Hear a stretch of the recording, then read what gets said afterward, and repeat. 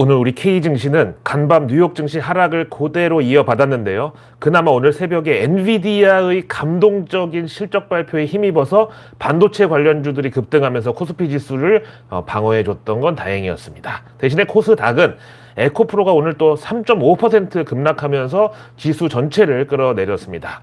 자, 오늘로써 배터리 아저씨가 잠적한 지 이제 이틀째인데요. 이 에코프로하고 금양 게시판에는 배터리 아저씨를 찾는다는 애타는 글이 계속 올라오고 있습니다. 물론 이 배터리 아저씨가 말도 없이 갑자기 잠수를 탄 건 아니고요. 본인이 직접 나는 이제 떠난다 이렇게 선언을 했고, 거기에 대해서 이제 그 팬들이 정부랑 한국거래소에서 탄압당한 게 분명하다고, 이분 정말 애국자라고 다음 대통령 선거에 꼭 출마해달라고 난립니다.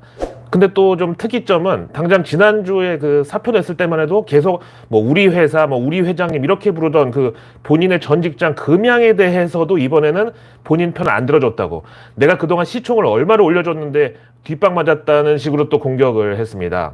그런데 그렇게 자발적 잠적 선언을 한 지 딱 이틀 만에 오늘 이 배터리 아저씨가 이데일리라는 언론사에서 주최하는 포럼에 나타났다고 합니다.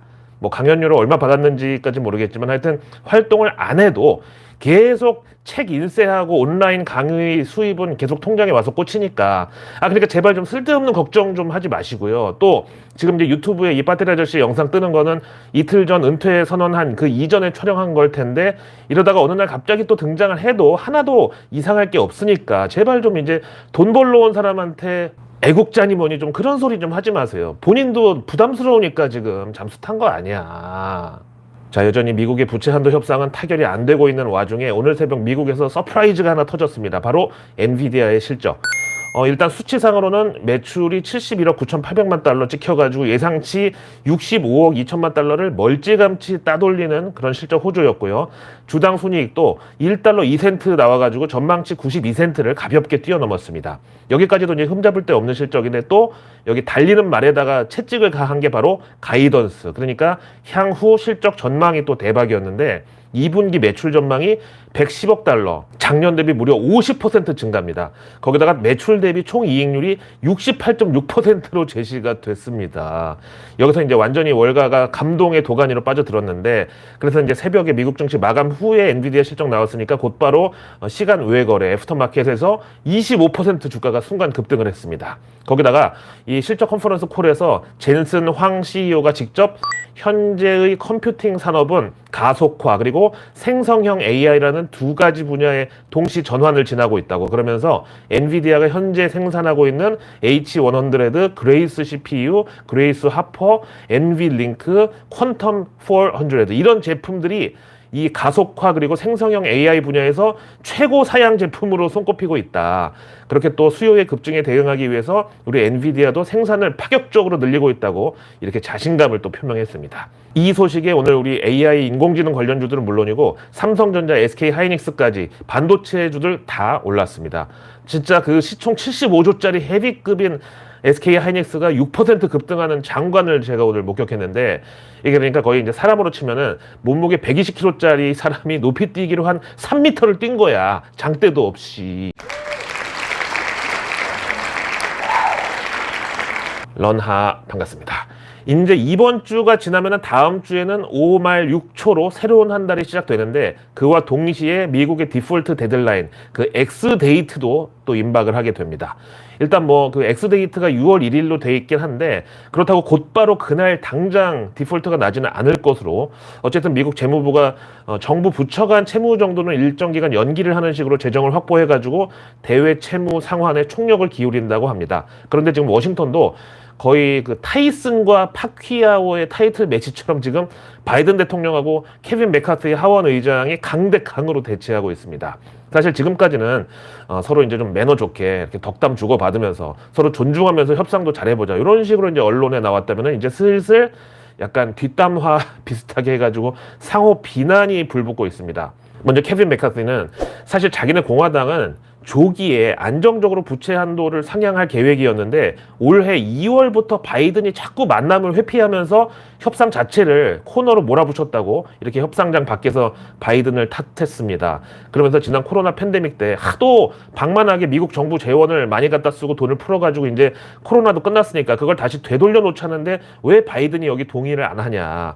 여기 대해서 이제 바이든하고 민주당은 포퓰리즘에 기대가지고 계속 돈 풀기를 멈추지 않고 있다고 그러면서 후세대를 생각하면 이건 정말 해서는 안 될 그런 행동이라고 씹었습니다. 여기에 대해서 바이든은 민생보다 중요시할 최우선 과제는 이 세상에 없다 이렇게 단호박 모드로 대응하고 있는데요.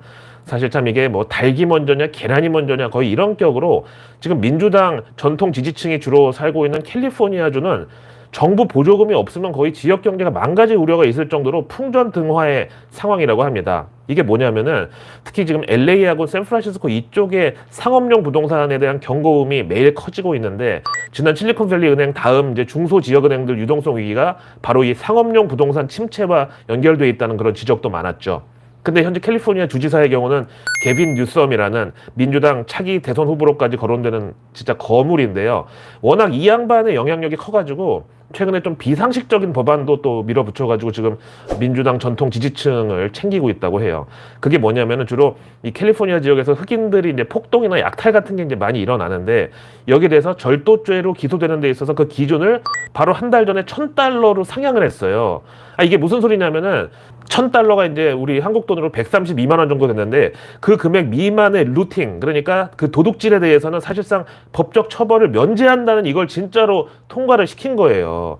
그러니까 이제 베스트바이 가가지고 아이폰 하나 세벼도 그 132만 원 미만 금액의 절도로는 기소가 안 된다는 소리예요.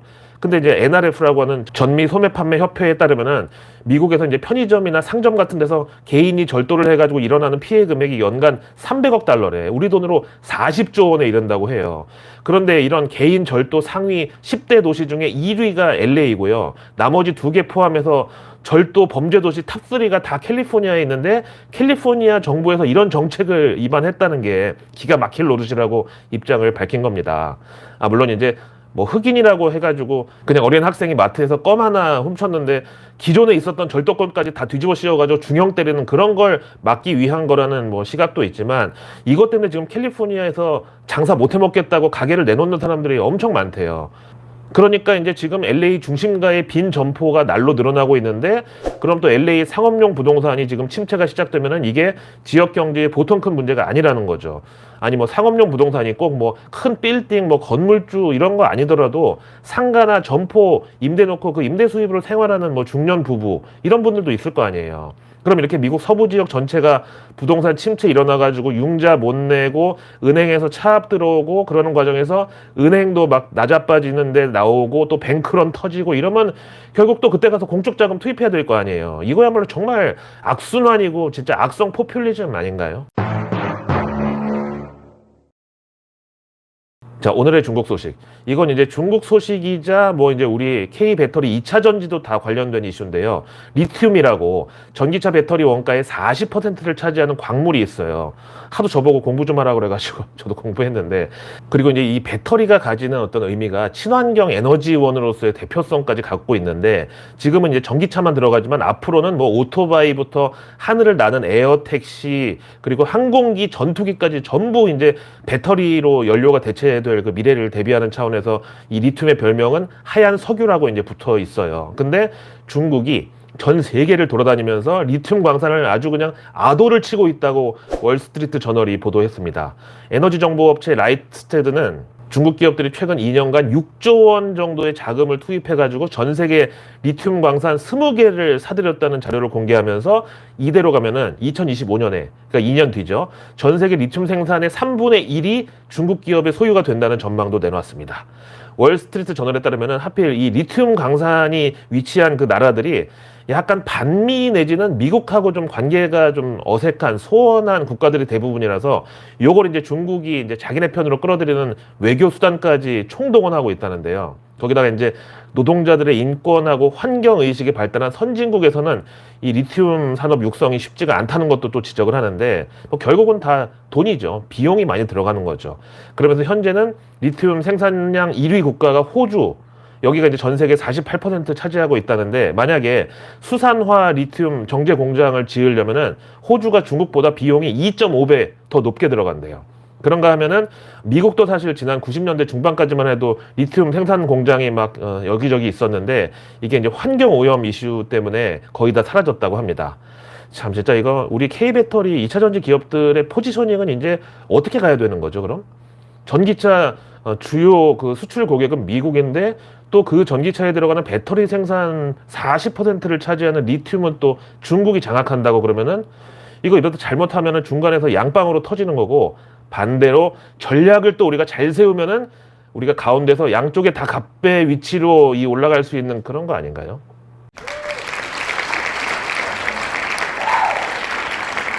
중국 얘기 나온 김에 이것도 볼 건데요. 대만 반도체 TSMC가 최근에 이제 미국하고 일본 공장 짓는다고 선언했고, 근데 이번에는 독일에다가도 공장 건설을 검토 중이라는 소식이 나왔습니다. 야, 이거 진짜 이 정도면 진짜 그 나라 정부에서 주는 세제 혜택이나 보조금 이런 거 말고 진짜 리얼로다가 중국 침공에 대비하는 거 아닌가, 저는 이런 생각이 들어요. 올 초에 워런 버핏이 이끄는 버크셔 해서웨이가 대만 TSMC 주식 처분한 것에 대해서도 이거 우리 일반인들이 모르는 그런 특급 정보를 워런 버핏이 입수한 거 아니냐, 중국이 진짜로 대만 합병하겠다고 지금 작업 중인 거 아니냐, 이런 소문이 돌았었잖아요. 근데 사실 저도 이제 이 중국의 대만 침공 이슈에 대해서는 국제관계 대학원생의 입장으로도 여러 번 이제 얘기했었는데, 오늘 말 나온 김에 한번 정리를 해드리면은, 먼저 중국이 대만을 침공하면은 대만 반도체 제조사들 그 TSMC를 비롯해서 그 파운드리 주력하는 UMC, 뭐 누보톤, 파워칩 이런데 다 공장이 박살나든가 아니면 중국의 소나기에 들어가게 된다. 그럼 이게 우리 삼성전자, SK하이닉스의 호재다, 이런 소리를 하는 양반들이 있는데 완벽한 개소리입니다. 만약에 중국이 대만 침공하면은 우리 대한민국도 무조건 참전해야만 될 상황으로 갑니다. 바이든이 이번에 한반도 전술핵 배치 환영한다는 게 그 소리예요, 지금. 그 다음에 또 하나의 변수가 이제 중국이 대만을 침공하면은 대만이 여기가 또 이제 거의 장거리 미사일 기술이 이스라엘하고 세계 1, 2위 다투는 나라거든요. 그래서 이제 그걸로 중국 본토에다가 반격을 한다. 그래서 당장 산샤댐에 미사일 한 방 때리면 그냥 중국 인구 몇 천만 명 그냥 몰살된다. 그럼 이제 정말로 큰 싸움 된다, 이렇게 보는 시각도 있거든요. 근데 최근에는 또 이 대만 내에 친중파 내지는 중국 스파이들이 워낙 많아가지고, 만약에 중국이 대만 침공을 시작하면은 이 사람들이 정말 각계각층에서 뭐 군대는 물론이고 정치권, 언론 등등 생각지도 못한 데서 다 튀어나와가지고 중국의 무혈 입성을 도울 것이다, 이런 시나리오도 지금 힘을 받고 있습니다. 자, 오늘 외국계 리포트는요, 먼저 어제 방송의 경우 정말 깔끔하고 보람 있는 내일 뉴스 미리 보기 외국계 리포트였다고 저 스스로 이제 자평하는데요. 어제 HSBC에서 SK하이닉스에 대해서 투자 의견 매수의 목표가 12만 5천 원 콜했다고, 그거 나오자마자 바로 오늘 약발 받았고요. 그리고 이제 또 도이체방크에서 오늘 한국은행 금리 동결 예상한다고 그러면서 하반기 금리 인하 가능성에 대해서 너무 앞서가지 말라고 그렇게 좀 경고를 했는데, 이걸 오늘 한국은행 금통위 끝나고 이창용 총재가 그대로 또 언급을 했습니다. 자, 그래서 오늘은 모간 스탠리의 글로벌 반도체 업종에 대한 분석 보고서를 전해드리겠는데요. 먼저 올해 하반기 접어들면서 메모리 반도체 시장이 우리의 예상 권역에 들어올 것으로 내다보는데, 그게 뭐냐면은 자기네 모간 스탠리가 그 winter is coming, 그 메모리 반도체 겨울을 제일 먼저 예보했듯이 언제 그런 봄이 돌아오는지도 제일 먼저 찍어본다 이거예요. 그러면서 아직 많은 월가 하우스들이 메모리 반도체 하락 사이클이 생각보다 더 연장될 거라고, 또 그래서 반도체 기업들 주가도 추가 하락의 여지가 있다고 그렇게 보는데, 자기네 모간 스탠리는 절대 여기 동의를 하지 않는다. 그러면서 우리 삼성전자, SK하이닉스 같은 반도체 제조사들의 주가도 작년 10월에 이미 바닥을 쳤고, 메모리 반도체 하락 사이클은 올해 3분기에 메모리 가격 하락이 일단락이 되면서 4분기부터 상승세로 턴어라운드를 할 것이라고 이렇게 전망을 했습니다.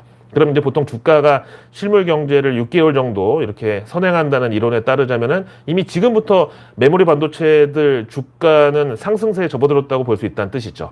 다음에 이제 개별 기업들도 살펴보면은 JP모간이 농심에 대해서 기존 목표가 34만 원을 오늘 57만 원으로 대폭 상향했고요.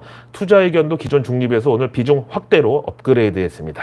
다음 노무라 증권이 아프리카 TV에 대해서 목표가 기존 8만 5천 원을 오늘 7만 7천 원으로 후려쳤고요. 다음 SOE도 목표가를 기존 9만 6천 원에서 오늘 84,000원으로 역시 내렸습니다. 다음 KTNG에 대해서도 이 노무라에서는 목표가 76,000원에 매도 의견을 냈습니다. 그래서 내일 뉴스는 내일 보면 너무 늦습니다. 구독과 알림 설정만으로 아직 나오지 않은 오늘 뉴스도 아닌 내일의 뉴스를 매일 저녁 여러분들의 안방으로 제가 직접 배달 갑니다. 특히 월요일 저녁 8시에는 라이브로 제가 배달 갑니다. 다음 주 월요일 저랑 함께 진행하게 될 여하구 주인공이 누군지 매우 궁금하시죠? 곧 공개하겠습니다. 자, 내일은 벌써 한 주의 마지막 금요일인데요. 5월 26일 금요일 먼저 정부 일정 보시죠.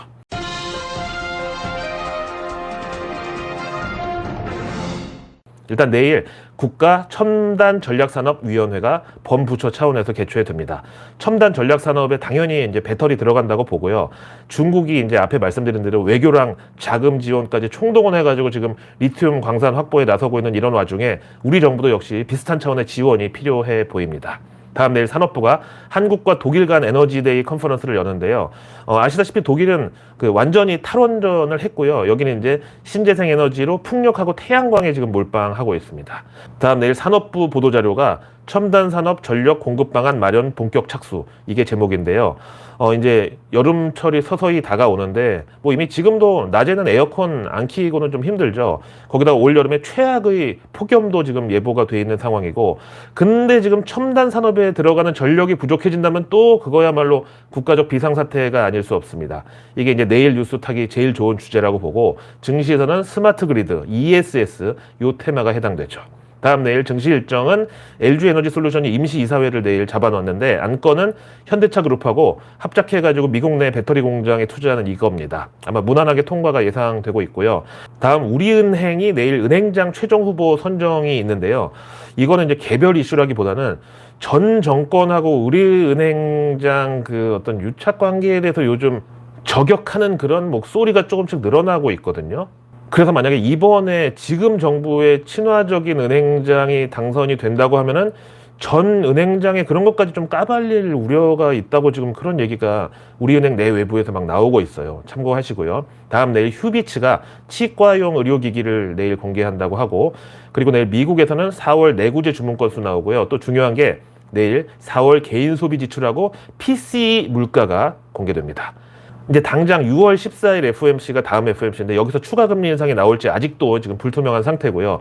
만약에 미국에서 부채 한도 상향이 정말 드라마틱하게 타결이 된다고 해도 이제 또 연준 추가 금리 인상이라는 호랑이가 또 어디 버티고 있을지 모르는 상황이죠. 다음 내일 미국 증시에서는 코스트코, 그리고 마블 테크놀로지, 또 울타 뷰티 실적 발표도 예정돼 있습니다. 자, 저는 내일의 내일 뉴스를 또 들고 다시 찾아뵙겠습니다.